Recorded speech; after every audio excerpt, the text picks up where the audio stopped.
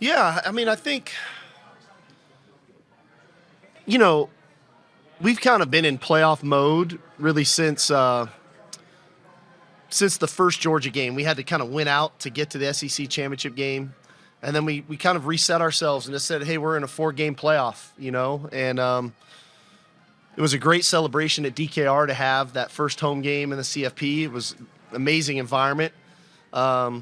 And with the extended time between games, we took a moment to celebrate that, and then it was back to work as usual. It really wasn't very difficult. We've got a really mature team, an older team that I think understands the task at hand. Well, I think, again, differently than before, if it's just your traditional New Year's Day bowl game and you're at the bowl site for about a week or so, a little bit different challenge. This being a playoff, and we're only here for about 3 days, with the goal to be back here January 20th. You always have, as a coach, you have your concerns, but like I said, we're a really mature team. Knock on wood, we do it the right way. Obviously, we got curfew and all those things in place, but I think our guys understand, like I said, the task at hand. They're focused on that.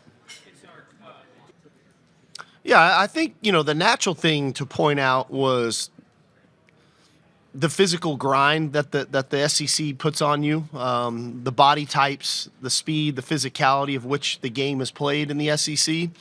But the thing that we worked a lot on that I thought paid dividends for us was the mental intensity needed week in and week out in this conference. From top to bottom, if you don't show up and play well, you can get beat. And I think we saw that kind of across the board in the conference this year. I think a credit to our players. I thought they showed up every week ready to play.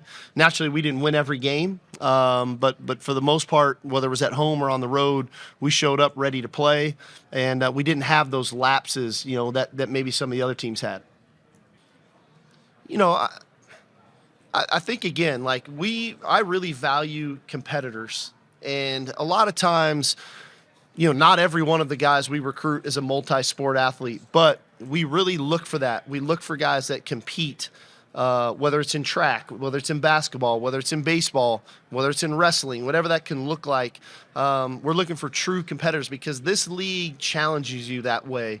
You just don't get to take a week off because the moment you do, you can get beat. And we've seen it, right? And we've seen it across the board. We got a lot of teams complaining that they didn't get into the college football playoff, but they stubbed their toe at some point along the way as well.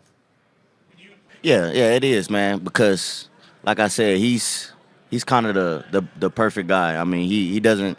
I haven't seen him do anything wrong, and he's a great kid off the field. So, he's done a lot of things, off the field that a lot of people cherish. And to answer your question with him, on the football field, it's like he do some things that you can't coach, and sometimes you just have to sit back and just let him be. And I think Coach Choice, did a good job of staying on him. I mean, because when Coach Choice came in, he made a big emphasis that, he was going to stay on us. And, I think, he made a big influence on B-John also. And B probably could tell you that. But, to answer your question, I think B's, a great guy. Yeah, it is. I mean, when you've been somewhere multiple times, you kind of get a hang of how it goes. But, I think our staff does a good job of laying down the foundation of how we're going to move. And I think they have us, prepared, days ahead of what we're going to do. I mean, yeah. I mean, after we got the win, against Clemson last week, first thing he said was, "We back in A." And we know this is his hometown, so we know he's very excited, to be back in Atlanta. But the main thing is, I think he's very focused on us winning the game, and he know what's at stake, and he knows just the next step of us getting to our end goal. So we know that he's going to enjoy it, but he's also going to stay on us and make sure that we're doing everything for us to be able to get the win on Wednesday. Number one, they don't do a whole lot on first and second down, which means that they're good at what they do and they're not going to be out of place and have a whole lot of missed assignments just because that's what they do. And then on third down, they do a little bit more. They bait some pressures and then they'll come, and then they bait some pressures, and then they'll drop out of it. So it's just, I guess that's the most challenging thing. It's just seeing when they're going to pressure and when they're not. Is there any? Well, I think the goal line stands the past 3 weeks against A&M and then again against Clemson have just been amazing plays and just kind of, I think, show the attitude of our defense. Just a never give up attitude. It's first and goal within the 5-yard line against A&M, and I think it was within the 5, at least within the 10, whatever it was. But just them not giving up has been really cool.